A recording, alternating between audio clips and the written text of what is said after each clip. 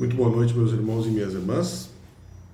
Uma grande alegria estar com todos aqui novamente para mais um Evangelho do Lar, desse nosso dia 31 de dezembro de 2023, o último dia deste ano, né?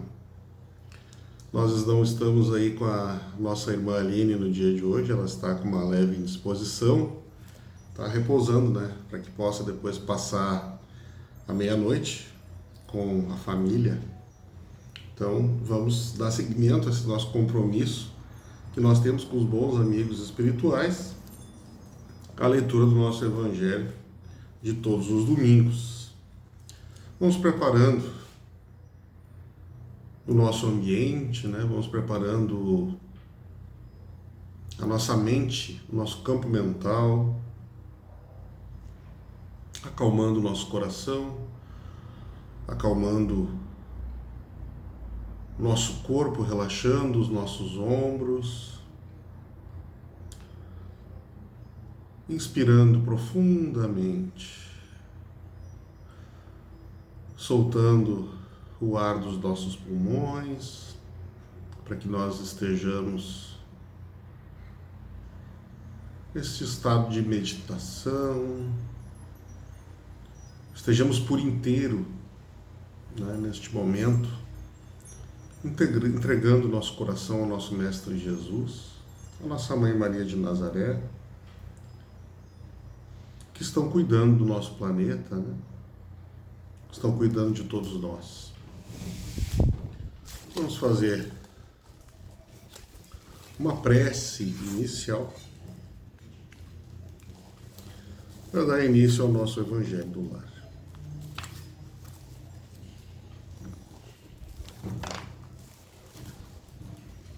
Uma oração de Bezerra de Menezes.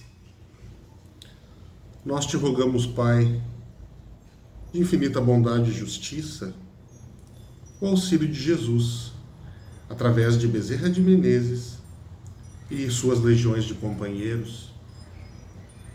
Que eles nos assistam, Senhor, consolando os aflitos, curando aqueles que se tornem merecedores, confortando aqueles que tiveram suas provas e expiações a passar, esclarecendo aos que desejarem conhecer e assistindo a todos quantos apelam ao teu infinito amor. Jesus, estende tuas mãos dadivosas em socorro daqueles que te reconhecem o despenseiro fiel e prudente. Faze-o, através de tuas legiões consoladoras, de teus bons espíritos, a fim de que a fé se eleve, a esperança aumente, a bondade se expanda e o amor triunfe sobre todas as coisas. Bezerra de Menezes, apóstolo do bem e da paz, amigo dos humildes e dos enfermos, movimenta as tuas falanges amigas em benefício daqueles que sofrem, sejam males físicos ou espirituais. Bons espíritos, dignos obreiros do Senhor, derramai as curas sobre a humanidade sofredora, a fim de que as criaturas se tornem amigas da paz e do conhecimento, da harmonia e do perdão, semeando pelo mundo os exemplos de Jesus Cristo. Que assim seja. Bem, meus irmãos, vamos dar seguimento à leitura do nosso Evangelho. Segundo o Espiritismo, nós estamos iniciando o capítulo 7. Bem-aventurados os pobres de espírito.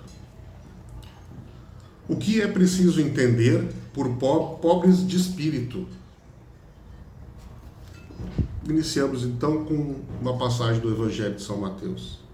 Bem-aventurados os pobres de espírito, porque deles é o reino dos céus. Evangelho de São Mateus, capítulo 5, versículo 3. A incredulidade, comenta Kardec, se divertiu com esta máxima. Bem-aventurados os pobres de espírito, como com outras coisas sem a compreender. Por pobres de espírito, Jesus não entende os homens desprovidos de inteligência, mas os humildes. Ele disse que o reino dos céus é deles e não dos orgulhosos. Os homens de ciência e de espírito, segundo o mundo, têm geralmente tão alta consideração de si mesmos e de sua superioridade que olham as coisas divinas como indignas de sua atenção. Seus olhares, concentrados sobre sua pessoa, não podem se elevar até Deus. Essa tendência a se crer acima de tudo não os leva, senão, muito frequentemente, a negar o que, estando-lhes acima, poderia rebaixá-los, e a negar mesmo a divindade. Ou, se consentem em admiti-la, contestam-lhe um de seus mais belos atributos, sua ação previdencial sobre as coisas deste mundo, persuadidos de que só eles bastam para bem governá-lo. Tomando sua inteligência por medida da inteligência universal e se julgando aptos a tudo compreender, não podem crer na possibilidade daquilo que não compreendem, quando pronunciaram seu julgamento, tendo por inapelável. Se recusam a admitir um mundo invisível e um poder extra-humano, não é, entretanto, porque isso esteja acima de sua capacidade, mas porque seu orgulho se revolta com a ideia de uma coisa acima da qual não podem se colocar, e que os faria descer do seu pedestal. Por isso, eles não têm senão sorrisos de desdém por tudo que não é do mundo visível e tangível. Eles se atribuem muito de espírito e de ciência para crerem nessas coisas, segundo eles, boas para as pessoas simples, tendo aqueles que as levam a sério por pobres de espírito. Entretanto, o que quer que digam, lhes será preciso entrar, como os outros, nesse mundo invisível que ridicularizam, quando seus olhos serão abertos e reconhecerão seu erro. Mas Deus, que é justo, não pode receber na mesma categoria aquele que menosprezou seu poder e aquele que se submeteu humildemente às suas leis, sem nem os igualar. Em dizendo que o reino dos céus é para os simples, Jesus quer dizer que ninguém é nele admitido sem a simplicidade de coração e humildade de espírito. Que o ignorante que possui essas qualidades será preferido ao sábio que se crê mais em si que em Deus. Em todas as circunstâncias, ele coloca a humildade no plano das virtudes que nos aproximam de Deus, e o orgulho entre os vícios que nos distanciam dele. E isso por uma razão muito natural, de vez que a humildade é um ato de submissão a Deus, enquanto que o orgulho é uma revolta contra ele. Mais vale, pois, para a felicidade do homem ser pobre em espírito, no sentido do mundo, e rico em qualidades morais.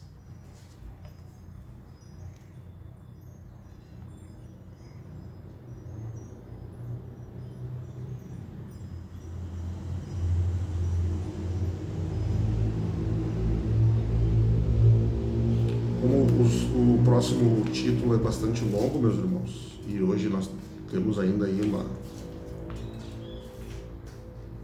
uma celebração com os nossos familiares, né, a passar, vamos deixar para o próximo evangelho do próximo domingo. Mas vamos comentar, né, é claro, o que Jesus quis dizer por bem-aventurados os pobres de espírito. Felizes aqueles que são pobres de espírito. Jesus estava se referindo aos humildes, né, aqueles que, a época em que surgiu a doutrina dos espíritos pela mão do nosso querido Kardec, então os cientistas, né, ou então as classes mais abastadas, ou aqueles que se têm como superiores, né, eles afirmavam que essas coisas aí servem para os pobres, né, para as pessoas que não têm muita inteligência, né, para os simples, para os pobres, porque eles aceitam qualquer coisa. Nós não. Né? Nós temos muito conhecimento, nós somos cientistas, né? Somos pessoas muito abastadas, e nós não acreditamos nessas bobagens aí. Né? Deus não existe. Nós sabemos como bem governar o mundo, nós somos conhecedores, temos todo o conhecimento, e isso nos basta. Né? E até hoje nós temos, né, meus irmãos, pessoas que assim pensam, né? Mas isso não é tudo, porque nós temos pessoas que não acreditam em Deus, mas que são boas. Lembrem-se que Mais vale, né, uma pessoa que não tem religião, mas que age bem para com seu próximo, para com seus pais, para com seus familiares, para com seus colegas de trabalho, do que aquele que professa uma religião e quando sai na esquina ali, maltrata a todos, né? Então são as nossas qualidades morais, né? Lembremos disso. Sermos bons, né? Sermos pessoas que respeitam o nosso próximo, né? Que procuram praticar aquelas coisas que Jesus veio trazer. Mas mesmo antes da vinda do nosso Mestre, já existiam pessoas que agiam dessa forma, que tinham essa consciência, né, de bem proceder. Nós temos uma consciência de que não estamos sozinhos nesse mundo. E é trazido para nós, mais uma vez, né, como em grande parte das passagens do nosso Evangelho, a figura do orgulho, né? O orgulho e o egoísmo como sendo os grandes inimigos da humanidade. Meus irmãos, nós temos visto aí o orgulho destruir famílias, né? Brigas entre irmãos, entre pais, entre filhos, brigas em locais de trabalho, por bobagens, né? Por pequenas coisas mesquinhas, por discussões muito pequenas. E aí, porque um resolve não arredar o pé, como dizem, né, comumente, aquilo acaba se tornando uma verdadeira eterna rusga, uma eterna diferença, por causa do orgulho, né? E um grande prejuízo espiritual, né? Um grande prejuízo espiritual. Lembremos de que qualquer um de nós pode errar, né? Qualquer um de nós pode estar do outro lado, qualquer um de nós pode errar. E que, assim como o nosso mestre falou, nós devemos ceder, né? Porque aí nós temos aí a lição do não vou levar desaforo para casa, né? Eu não vou mudar, capaz que eu vou deixar, né? Que eu vou mudar de opinião, que eu vou voltar atrás e eu vou sair perdedor. Negativo, meus irmãos, negativo. Vale muito mais a paz, vale muito mais o retorno ao convívio, e aquela pequena situação passa e fica lá para trás, como se fosse a nossa vida, como se fosse uma fita, né? Uma história que vai passando, né? Um arquivo hoje em dia, né? Ainda do tempo da fita, do videocassete, depois do DVD, mas aquilo fica lá para trás e nós continuamos convivendo com os nossos amigos, com os nossos familiares, e ninguém se lembra mais, né? Se mostra muito mais superioridade em nós sermos maduros o suficiente, né?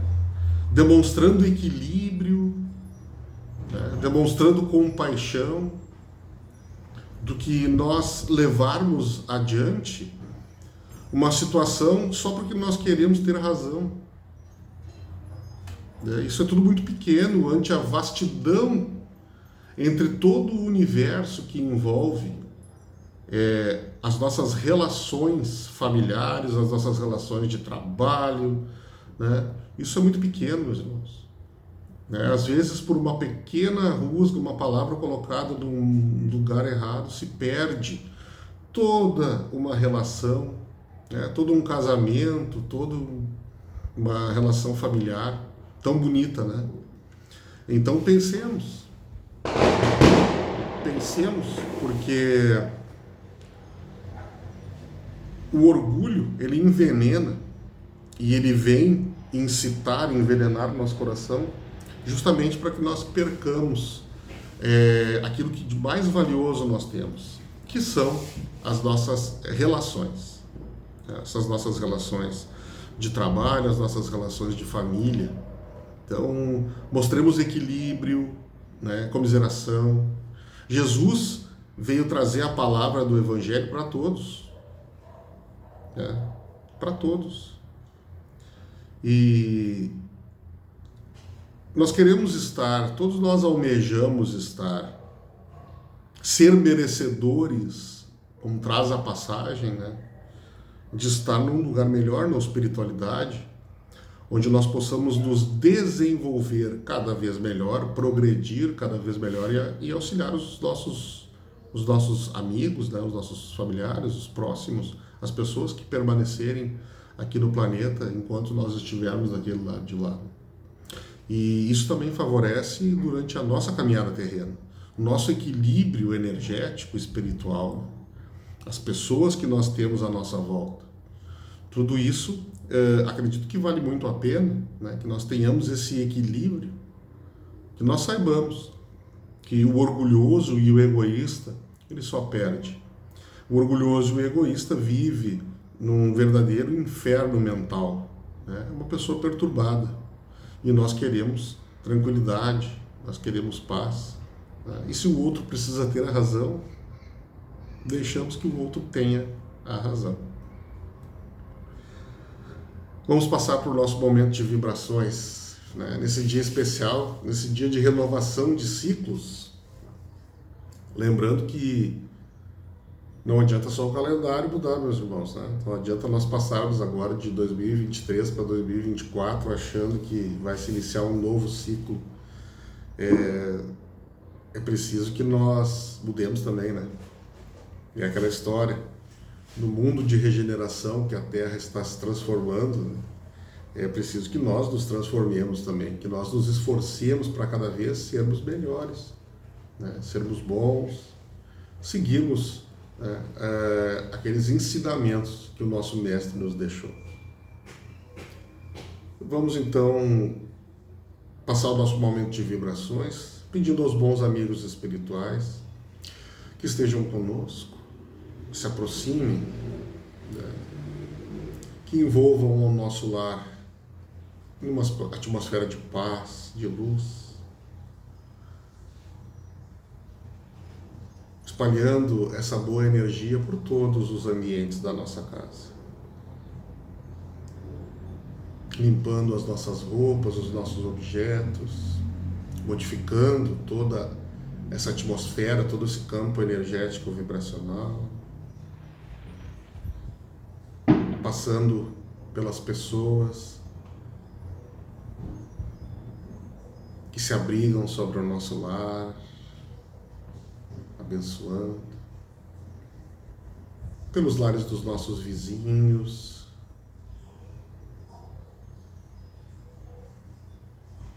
e iluminando toda a nossa rua. Que as boas energias do nosso Evangelho, que elas possam chegar até os nossos familiares que se encontram no plano espiritual, torcendo por nós, os nossos amigos, que ela chegue também até os nossos familiares, os nossos amigos que estão conosco durante a travessia terrena, iluminando e abençoando todos os seus caminhos dessa novo ciclo que inicia. Que possa chegar a energia do nosso Evangelho até aquelas pessoas que estão trabalhando, né, nos hospitais, nas penitenciárias, né, dirigindo os ônibus, dos hotéis, todas aquelas pessoas que estão trabalhando no dia de hoje, que elas possam estar abençoadas e harmonizadas, que a nossa água seja fluidificada para que ela possa restabelecer a harmonia do nosso corpo físico,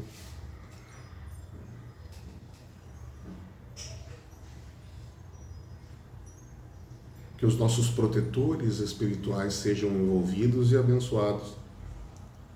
Eis que passam também por essa difícil tarefa, né, que é nos conduzir, que é nos auxiliar, nos dar conselhos, para que nós tenhamos uma boa passagem terrena. Que todos nós, meus irmãos, possamos ter uma boa passagem de ano, com muita paz, com os nossos amigos, com os nossos familiares, aqueles que estiverem trabalhando, que estejam com seus protetores espirituais, com os seus colegas de trabalho, confraternizando também. né? Sem aqueles que estiverem celebrando sem os exageros, né? Cuidado com os aperitivos. Procuremos sempre dar o exemplo, né, meus irmãos, do equilíbrio, sermos fraternos, amorosos, né? E eu gostaria de deixar aqui uma mensagem final de Ano Novo de um livro do nosso querido Chico Xavier, Cartas do Evangelho, pelo Espírito Casimiro Cunha, pela mediunidade do nosso amado Chico, né? Entre um ano que se vai e outro que se inicia, há sempre nova esperança, promessas de um novo dia. Considera, meu amigo, nesse pequeno intervalo, todo o tempo que perdeste sem saber aproveitá-lo. Se o ano que se passou foi de amargura sombria, nosso Pai nunca está pobre do pão de luz da alegria. Pensa no céu e não esquece a mais íntima criatura e espera resignado o teu quinhão de ventura. Considera sobretudo que precisas doravante encher de luz todo o tempo, da bênção de cada instante. Se na oficina do mundo o mais perfeito aprendiz, pois somente no trabalho teu ano será feliz. Não esperes recompensas dos bens da vida terrestre, mas volve toda a esperança à paz do Divino Mestre. Nas lutas, nunca te esqueças deste conceito profundo. O reino da luz de Cristo não reside neste mundo. Não olhes faltas alheias, não julgues o teu irmão, viva apenas do trabalho da tua renovação. Quem se esforça de verdade sabe a prática do bem, conhece os próprios deveres sem censurar a ninguém. Ano novo, pede ao céu que te proteja o trabalho, que te conceda na fé o mais sublime agasalho. Ano bom, Deus te abençoe no esforço que te conduz das sombras tristes da terra para as bênçãos de Jesus. Um feliz ano novo a todos, meus irmãos. Tenham todos uma ótima passagem junto dos seus familiares, junto dos seus colegas de trabalho, junto do nosso Mestre Jesus, da nossa Mãe Maria de Nazaré. Que nós tenhamos um ano de muito trabalho, um ano de muita luz, um ano que nós possamos ter muitas oportunidades da nossa melhoria, do nosso avanço, que nós mostremos progresso interior, mais importante, né? Que dentro do nosso lar nós possamos ser cada vez melhores, que nós possamos estar cada vez mais próximos do nosso Mestre Jesus, né? Este é o verdadeiro intento, o verdadeiro objetivo da nossa estada aqui neste planeta. Muita luz e muita paz no coração de todos vocês, um grande abraço e até a próxima oportunidade.